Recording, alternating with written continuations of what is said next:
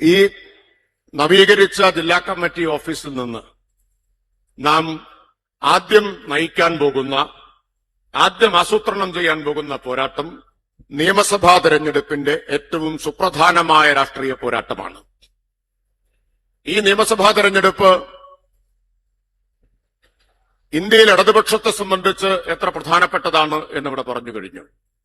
ഇന്ത്യയിൽ ഇടതുപക്ഷത്തെ സംബന്ധിച്ച് മാത്രമല്ല, രാജ്യത്ത് മതനിരപേക്ഷ ശക്തികളെ സംബന്ധിച്ചും ഏറ്റവും നിർണായകമായ പ്രാധാന്യമുള്ള ഒരു തെരഞ്ഞെടുപ്പാണ് കേരളത്തിലെ നിയമസഭാ തെരഞ്ഞെടുപ്പ് എന്നത്. ഏതാനും ദിവസം മുമ്പാണ് ഇന്ത്യയിലെ ആഭ്യന്തരമന്ത്രി അമിത്ഷാ പ്രഖ്യാപിച്ചത് കേരളത്തിലെ ഇന്ത്യയിലെ അവശേഷിക്കുന്ന ഏക ഇടതുപക്ഷ ഗവൺമെന്റിനെ ഇല്ലാതാക്കും എന്ന്. ഇന്ത്യയിലെ ഏക ഇടതുപക്ഷ ഗവൺമെന്റിനെ ഇല്ലാതാക്കുക എന്നത് അമിത്ഷായുടെയും BJPയുടെയും RSSന്റെയും ഒപ്പം നേരത്തെ സഖാവ് വിജയരാഘവൻ പറഞ്ഞതുപോലെ കോൺഗ്രസ് ഉൾപ്പെടെയുള്ള എല്ലാ വലതുപക്ഷത്തിന്റെയും പൊതുലക്ഷ്യമാണ്. എന്തുകൊണ്ടാണ് അമിത്ഷാ മുതൽ രാഹുൽ ഗാന്ധി വരെയുള്ളവർ, RSS മുതൽ VD സതീശൻ വരെയുള്ള ആളുകൾ ഒരുമിക്കുന്നത് ഇന്ത്യയിലെ ഏക ഇടതുപക്ഷ ഗവൺമെന്റിനെ അട്ടിമറിക്കാൻ? BJPയും കോൺഗ്രസും രാജ്യത്തെ മറ്റെല്ലാ ഗവൺമെന്റുകളും പിന്തുടർന്നു വരുന്ന നയങ്ങളിൽ നിന്ന് വ്യത്യസ്തമായ ബദൽ നയങ്ങൾ കഴിഞ്ഞ 10 കൊല്ലമായി ഇന്ത്യയിൽ വിജയകരമായി നടപ്പാക്കിയ ഒരു ഗവൺമെന്റ്. കേരളത്തിലെ ഗവൺമെന്റിന്റെ ബദൽ നയങ്ങൾ രാജ്യത്തിനാകെ മാതൃകയാണ്. അതോടൊപ്പം BJPയുടെയും കോൺഗ്രസിന്റെയും നയങ്ങളെയും അവരുടെ സർക്കാരുകളുടെ പൊള്ളത്തരങ്ങളെയും തുറന്നു കാണിക്കുകയാണ് കേരള മാതൃക എന്നത്. ആ കേരള മാതൃക അവരുടെ ഉറക്കം കെടുത്തിക്കൊണ്ടിരിക്കുകയാണ്. കേരളത്തിന്റെ മാതൃക സാമൂഹിക പുരോഗതിയുടെ മാത്രം മാതൃകയല്ല, എല്ലാവരെയും ഉൾക്കൊള്ളുന്ന വികസനത്തിന്റെ മാതൃകയല്ല, അത് വർഗീയതയ്ക്കെതിരായ മതനിരപേക്ഷതയുടെ മാതൃക കൂടിയാണ്. കഴിഞ്ഞ 10 കൊല്ലം 1ഉം 2ഉം പിണറായി സർക്കാരുകൾ അധികാരത്തിലിരുന്ന ഈ 10 കൊല്ലം കേരളം ഇന്ത്യയിൽ തലയുയർത്തിപ്പിടിച്ചു നിൽക്കുന്നത് അഭിമാനകരമായ വികസന നേട്ടങ്ങളുടെ കാര്യത്തിൽ എന്നതുപോലെ ഒരു പ്രധാനപ്പെട്ട കാര്യത്തിൽ കൂടിയാണ്. രാജ്യത്ത് ഏറ്റവും കൂടുതൽ വർഗീയ സംഘർഷമുണ്ടായ 10 കൊല്ലമാണ്. മോദി ഭരണത്തിന്റെ തണലിൽ കഴിക്കുന്ന ഭക്ഷണത്തിന്റെ പേരിൽ, ധരിക്കുന്ന വസ്ത്രത്തിന്റെ പേരിൽ,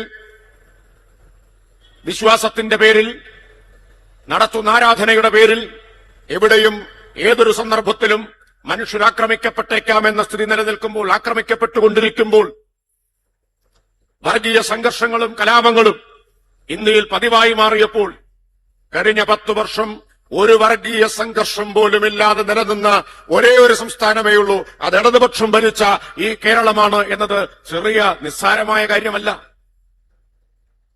രാജ്യം മുഴുവൻ വർഗീയമായി ധ്രുവീകരിക്കപ്പെട്ടൊരു കാലത്ത് എവിടെയും ഏതു നിമിഷവും ഒരു കലാപം പൊട്ടിപ്പുറപ്പെട്ടേക്കാമെന്ന അരക്ഷിതമായ സാഹചര്യം നിലനിൽക്കുമ്പോൾ ഒരു സംസ്ഥാനം മാത്രം വർഗീയ സംഘർഷങ്ങളില്ലാതെ, കലാപങ്ങളില്ലാതെ, മതസൗഹാർദ്ദത്തിന്റെ, ജനങ്ങൾ തമ്മിലുള്ള യോജിപ്പിന്റെ, ഐക്യത്തിന്റെ മഹാമാതൃകയായി നിൽക്കുകയാണ്. എന്ന കാരണം ഒരൊറ്റ കാരണമേ ഉള്ളൂ. അടിയുറച്ച, ഒരു തരത്തിലുമുള്ള വിട്ടുവീഴ്ചയില്ലാത്ത മതനിരപേക്ഷ നിലപാട് ഉയർത്തിപ്പിടിക്കുന്ന ഇടതുപക്ഷത്തിന്റെ ഗവൺമെന്റാണ് കേരളത്തിൽ എന്നതാണ്. ഇവിടെ വർഗീയ ശക്തികൾ ഇല്ലാത്തത് കൊണ്ടല്ല, ഇന്ത്യയിലുള്ള എല്ലാ വർഗീയ ശക്തികളും ഇവിടെയും പ്രവർത്തിക്കുന്നുണ്ട്. RSS അവകാശപ്പെടുന്നത് ഇന്ത്യയിൽ അവർക്ക് ഏറ്റവും കൂടുതൽ ശാഖകളുള്ള സംസ്ഥാനം കേരളമാണ് എന്നാണ്. RSS ഉണ്ട്, SDPI ഉണ്ട്, ജമാഅത്തെ ഇസ്ലാമി ഉണ്ട്. മനുഷ്യരെ ഭിന്നിപ്പിക്കുന്ന എല്ലാ ശക്തികളും കേരളത്തിലും പ്രവർത്തിക്കുന്നുണ്ട്. പക്ഷെ കഴിഞ്ഞ 10 വർഷമായി അവർക്കാർക്കും അവരുടെ മാളങ്ങളിൽ നിന്ന് പുറത്തിറങ്ങാൻ ഈ ഗവൺമെന്റ് അവസരം കൊടുത്തിട്ടില്ല എന്നതാണ് പ്രത്യേകത. മാളങ്ങളിൽ നിന്നും പുറത്തിറങ്ങി പത്തി വിടർത്താൻ അവർക്കാർക്കും ധൈര്യം വന്നിട്ടില്ല. കാരണം പത്തി ഉയർത്തിയാൽ ആ പത്തി അടിച്ച് താഴെയിടാൻ കേൾപ്പുള്ള ഒരു ഗവൺമെന്റ് കേരളത്തിലുണ്ട് എന്നവർക്കറിയാം. അതുകൊണ്ട് ഇപ്പൊ അവരിങ്ങനെ ഊഴം കാത്തിരിക്കുകയാണ്. ഇടയ്ക്കിടയ്ക്ക് മാളത്തിൽ നിന്ന് തല പുറത്തേക്കിടുകയാണ്. ഞങ്ങൾ കിഴഞ്ഞിറങ്ങാൻ സമയമായോ എന്ന് ഊഴം കാത്തിരിക്കുകയാണ്.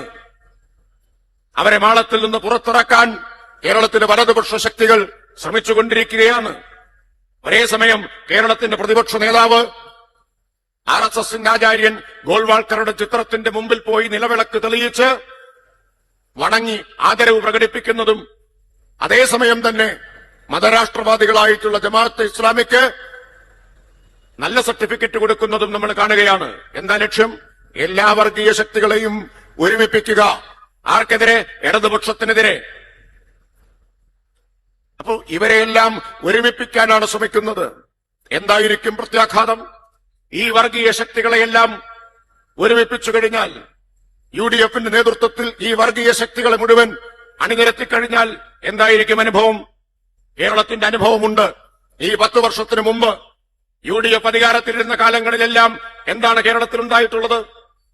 ഈ പാലക്കാട്ട് വർഗീയ കലാപം നടക്കുന്നത്, വെടിവെപ്പും സിറാജുന്നീസയുടെ കൊലപാതകവും നടക്കുന്നത് കേരളത്തിൽ UDF അധികാരത്തിലിരുന്നപ്പോഴാണ്. ആലപ്പുഴയിലെ നബിദിന ഘോഷയാത്രയ്ക്ക് നേരെയുള്ള വെടിവെപ്പ് നടന്നത് UDFന്റെ ഗവൺമെന്റ് അധികാരത്തിലിരുന്നപ്പോഴാണ്. മട്ടാഞ്ചേരി കലാപവും പൂന്തറ കലാപവും നടന്നത് UDF ഗവൺമെന്റ് അധികാരത്തിലിരുന്നപ്പോഴാണ്. 1970കളുടെ തുടക്കത്തിൽ തലശ്ശേരി കലാപം നടന്നത് കോൺഗ്രസ് നേതൃത്വത്തിലുള്ള ഗവൺമെന്റ് അധികാരത്തിലിരുന്നപ്പോഴാണ്. മാറാട് 1ഉം മാറാട് 2ഉം കലാപം നടന്നത് കോൺഗ്രസിന്റെ ഗവൺമെന്റ് ആന്റണി മുഖ്യമന്ത്രിയായിരുന്ന സമയത്താണ്. ഇന്ത്യയിൽ ഗുജറാത്തിലല്ലാതെ മറ്റൊരിടത്തും 14 മാസത്തിന്റെ ഇടവേളയിൽ 2 കലാപങ്ങൾ ഉണ്ടായിട്ടില്ല.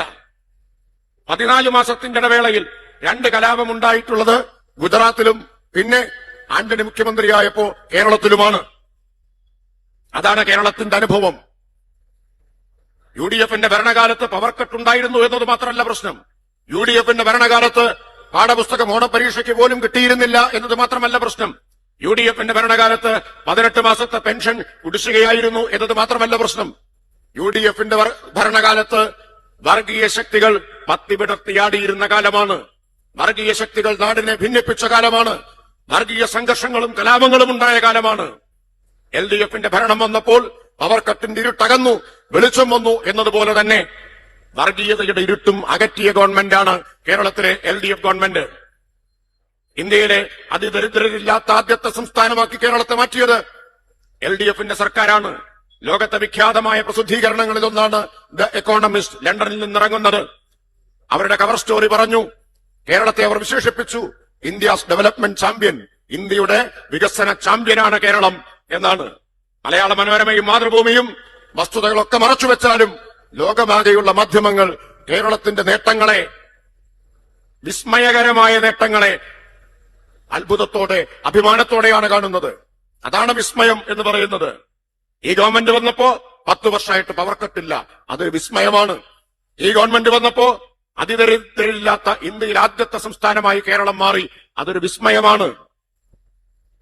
UDFന്റെ കാലത്ത് നിർത്തിപ്പോയ നാഷണൽ ഹൈവേ പുനരാരംഭിച്ചു, ഇപ്പോൾ യാഥാർത്ഥ്യമായി, അതൊരു വികസനമാണ്.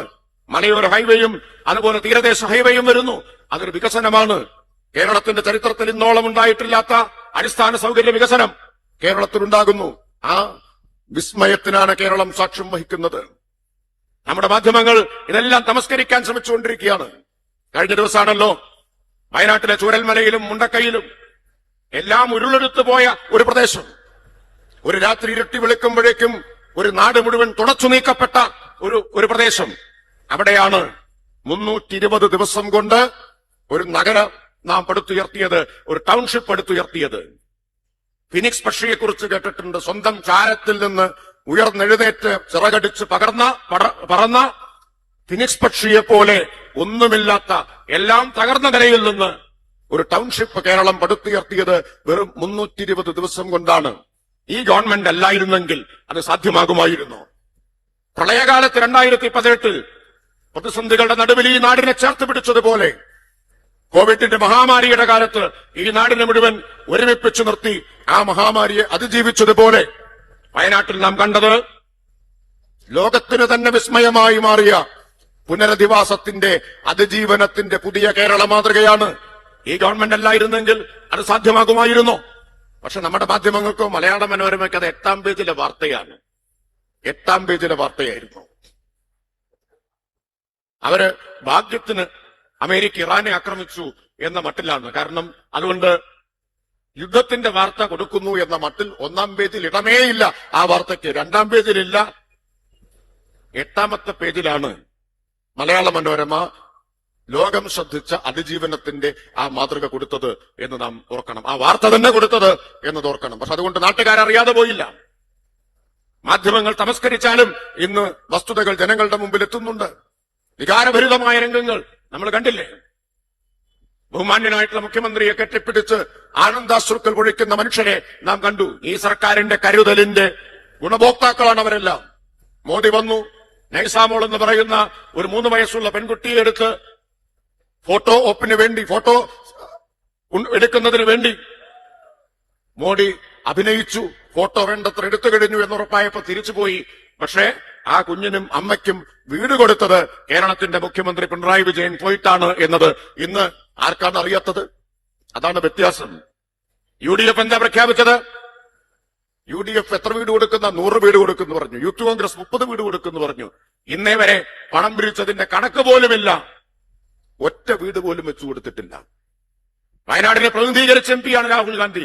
ഇപ്പൊ പ്രതിനിധീകരിക്കുന്ന പ്രിയങ്ക ഗാന്ധി ചില്ലിക്കാശ് മുഖ്യമന്ത്രിയുടെ ദുരിതാശ്വാസ നിധിയിലേക്ക് അവർ കൊടുക്കാൻ കൂട്ടാക്കിയില്ല. ഇതാണ് UDFന്റെ സമീപനം എന്ന് നാം കാണണം. ആ UDFന് ഈ നാടിനെ നയിക്കാനാവുമോ? ജനങ്ങൾ ഇന്ന് തിരിച്ചറിയുകയാണ്. ഏത് പ്രതിസന്ധിയുടെ ഘട്ടത്തിലും ഈ നാടിനെ മുന്നോട്ട് നയിക്കാൻ കഴിയുന്നത് LDFന് മാത്രമാണ് എന്നത് കഴിഞ്ഞ 10 വർഷത്തെ അനുഭവങ്ങളുടെ, അതിനു മുമ്പുള്ള ഇടതുപക്ഷ സർക്കാരുകളുടെ അനുഭവത്തിന്റെ അടിസ്ഥാനത്തിൽ ആളുകൾ തിരിച്ചറിയുന്നുണ്ട്. അതുകൊണ്ട് ഇന്ത്യയിലെ ഏക ഇടതുപക്ഷ ഗവൺമെന്റിനെ വലതുപക്ഷത്തിന്റെ ആക്രമണത്തിൽ നിന്ന് രക്ഷിക്കാൻ വേണ്ടിയിട്ടുള്ള, ഇടതുപക്ഷ ഗവൺമെന്റിനെ കാത്തുസൂക്ഷിക്കാൻ വേണ്ടിയിട്ടുള്ള നിർണായക രാഷ്ട്രീയ സമരമാണ് വരാനിരിക്കുന്ന നിയമസഭാ തെരഞ്ഞെടുപ്പ്. ആ നിർണായകമായ രാഷ്ട്രീയ സമരത്തിൽ ഇടതുപക്ഷ ഗവൺമെന്റ് കേരളത്തിൽ അധികാരത്തിലേറുന്നതിന് എക്കാലത്തും ഏറ്റവും വലിയ സംഭാവന നൽകിയ ജില്ല ഈ പാലക്കാട് ജില്ലയാണ്. ഏത് കാലത്തും LDF സർക്കാർ വന്നിട്ടുണ്ടോ ഏറ്റവും വലിയ സംഭാവന പാലക്കാടിന്റേതാണ് ഉണ്ടായിട്ടുള്ളത്. ഇത്തവണ 12ൽ 10 സീറ്റുകൾ പാലക്കാട് ജില്ലയിൽ LDF ആണ് വിജയിച്ചിട്ടുള്ളത്. നമ്മുടെ മുമ്പിലുള്ള ലക്ഷ്യം അവശേഷിക്കുന്ന 2 സീറ്റ് കൂടി പിടിച്ചെടുക്കുക എന്നതാണ് ഈ തെരഞ്ഞെടുപ്പിലെ ലക്ഷ്യം. ആ